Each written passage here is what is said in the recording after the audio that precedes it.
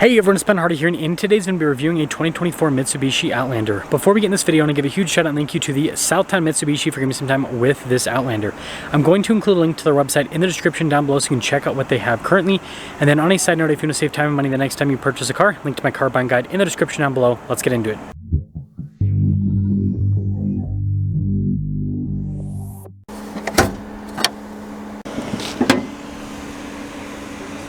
Under the hood, we have a naturally aspirated 2.5 liter 4-cylinder that goes through a CVT automatic. Fuel economy is 24 around town and then 30 on the highway, with power outputs being 181 horsepower and then 181 pound-feet of torque. Now, before we move forward with this review, I do want to mention, if you want to see more videos just like this, then I recommend you subscribe because I post content every single day. So taking a look at the hood here, you guys can see with the metallic gray, I think that looks really cool and how it's kind of like raised a little bit there on either side. And then we have a split light design you guys can see here at the top versus the headlights down below, and then the fog lights down below that. Parking sensors here on the front end, and then notice here with how the grille is darker in coloration, you got lots of chrome accenting too. And putting it all together, let me know your thoughts on the front end design here with the Outlander. Coming on the side here, our tire wheel setup is 255, 45, 20 in the front and over in the rear. And you guys can see here, you've got the silver on the top, and notice how it's like blacked out in the center. And then the fender flares themselves are unpainted, but then I like that cut there in the fender. Now, taking a few steps back, you guys can see the full side profile here with the Outlander. And again, look at like all the body lines that cut across. That's pretty cool. And then here's a quick look at the key fob. We have our lock and unlock function. We got the opening here for the hatch as well as the Mitsubishi logo. Now, popping into the cargo area, you guys can see we have a cargo cover built in from the factory. And then we also have these right here to fold down the seats. And this does have a third row, as you can see, so I could technically, well, not all the way pull it up because it's going to kind of hit into the cargo cover. But here's the deal with the third row. If you're using this as, I guess, a storage vehicle, you're obviously going to have that folded down all the time, because with the third row folded up, the storage space is still usable, but it's on the smaller side. And then the third row itself, it's very small back there, pretty typical of a crossover in this segment. And so I would 100% reserve it for kids in terms of the space and usability. And when you're all done, just press this button and that will lower the hatch right back down. And then you guys can see here with the taillight design, really cool. And then you got all the badges here on the back, and then we do have parking sensors. And putting it all together, let me know what you guys think about the looks here on the Outlander.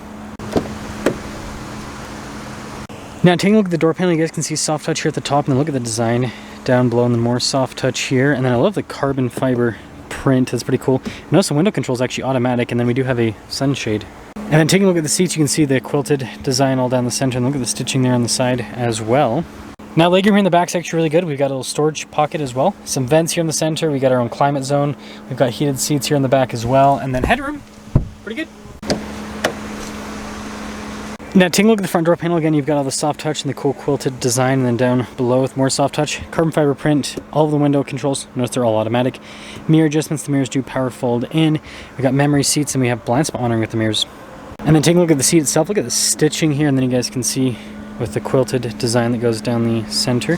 Power adjustments here on the side, and then notice here for the odometer stuff, and then you guys can see there for the hatch to open it up, and then I like the soft touch here on the dash.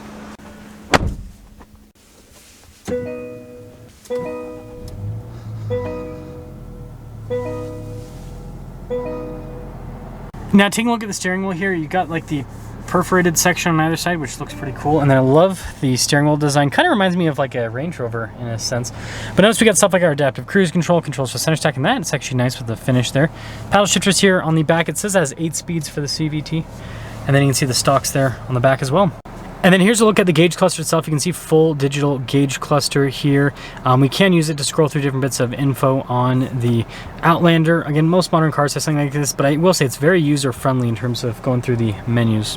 Now, the next thing is the drive modes. You guys can see you got the eco mode. We got normal, tarmac, which is like your sport mode, gravel, snow, and then mud. It's cool, it shows it in all the different conditions. Now, sorry about the glare during this shot, but we do have a 360 camera system, so you guys can see trajectory lines turn with the steering wheel. Got that bird's eye view as well, which definitely helps out with parking and all of that. And then as for the rest of the infotainment system itself, responsiveness is actually really good. I mean, look at that. You click the different functions, and it loads up really quickly. So although it doesn't necessarily look the most modern, it functions very modernly, if that makes sense. And then notice we have analog controls on either side for like the radio, and then you can see down below for little shortcuts as well. Now the top of the dash here is soft touch, and then you got more of like the carbon fiber print, and then you can see with the stitching and soft touch across. And I like this, how it connects the vents. Sorry, kind of move my finger out of the way so you can see better. I think that looks cool with the design, and then the soft touch right here as well. Now we do have our climate controls, so we've got a tri-zone climate system, so 2 zones for the front, 1 for the rear, and then heated seats up front as well. And we have a bunch of charging action down below, some USBs and a wireless phone charging pad. Here's the transmission selector, and then we got our parking brake right here, auto hold. Your drive mode select, it's this cool dial, and then notice we have hill descent control as well. Some cup holder action, and then you can see the center console, which has good storage inside. And while we're on the topic of storage, there's in the glove box as well. Now here's a quick look at the Windows sticker. You guys can see 2024. Pretty much everything's standard equipment. We do have some options added to it. Total MSRP is $38,570. And let's see how it drives.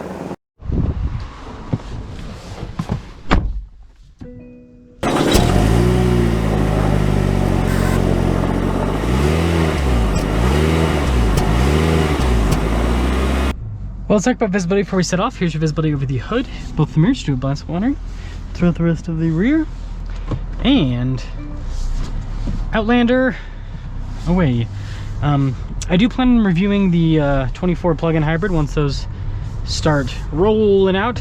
If you guys want me to review any other Outlander packages beside that, then just let me know, and you know, once they are available, I will get to work for all of you. But you know, first setting off. Interesting sound with the turn signal. It's very aggressive sounding turn signal. It's the way I'll put it. Now 2.5 liter 4-cylinder, 181 horsepower.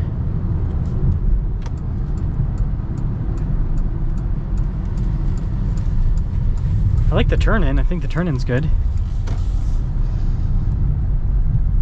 So that's a big plus.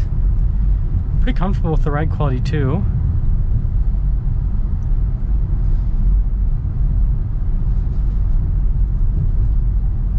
Yeah, I like how this drives so far. It's very comfortable. Seats are also comfortable as well. So, I guess we're just talking about how comfy things are. That's what this review has turned into. So, yeah, I like this so far. I mean, at least with the around town acceleration, and you hear the power figures and you're like, man, that is not a whole lot. But it's very manageable. So I think that is, I'm glad that it's like that.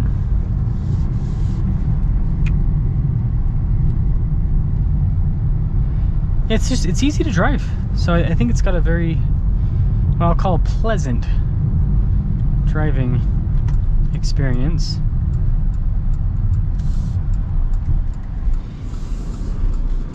And let's see what the acceleration's like.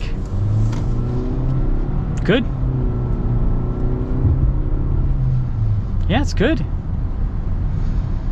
So they've done good work with that as well. Again, it's not fast by any means. I'm not gonna pretend like, oh yeah, this thing's a rocket ship. It's not.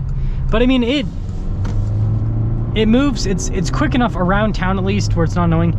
I could see how this could be a little bit annoying though on the highway in terms of the acceleration ability. So there is that part. And so yeah, putting it all together, I think the Outlander looks pretty cool. I like this interior. It's very upscale feeling for the segment. Seems like that's kind of what every automaker's doing. It drives well.